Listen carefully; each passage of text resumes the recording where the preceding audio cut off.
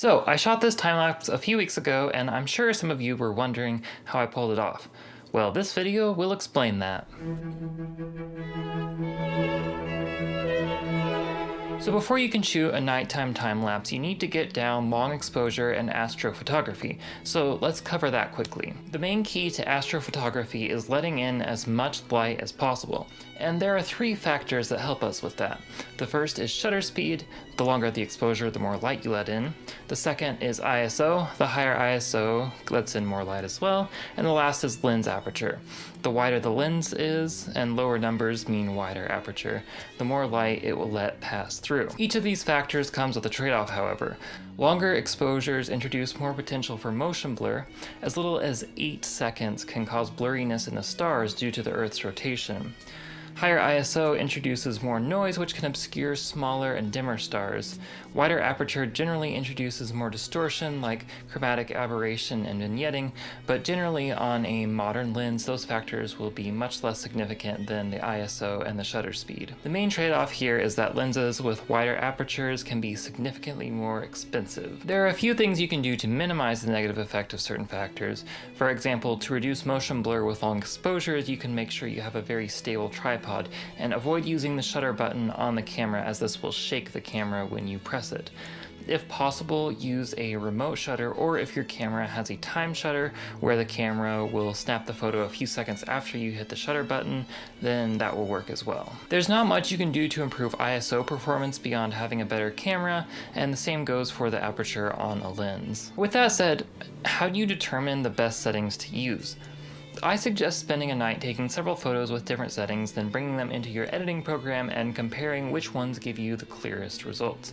For example, with my Lumix G7 and my 25mm f1.7 lens, I found that a shutter speed of 4 seconds and an ISO of 800 gave me the best results, but of course your camera may differ. So you've determined the best settings. Now comes the question of how to frame and shoot your time lapse. First, of course, you want to find a very dark area with little light pollution. State and national parks are great for this, and the more remote the better.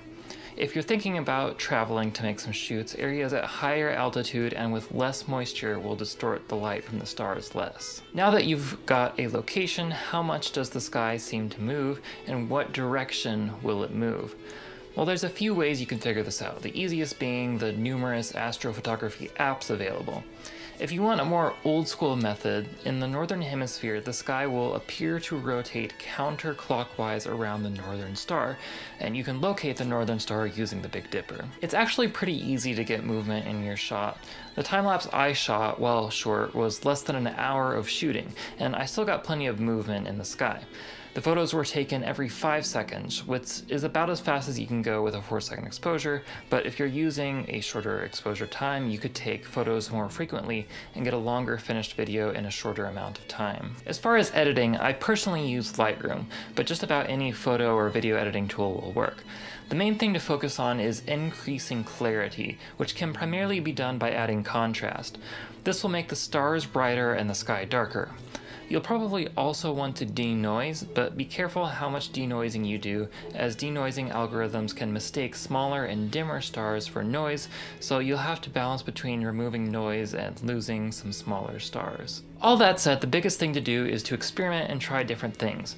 Don't expect to get a perfect time lapse on your first try, but at the very least, hopefully these tips will give you some ideas for how you can shoot and improve your own shots. Anyway, that's it for this video. If you like this video, hit the like button. If not, feel free to hit the dislike button. If you have any questions or comments, feel free to leave those down in the comment section down below. And if you want to see more videos like this, please hit that subscribe button.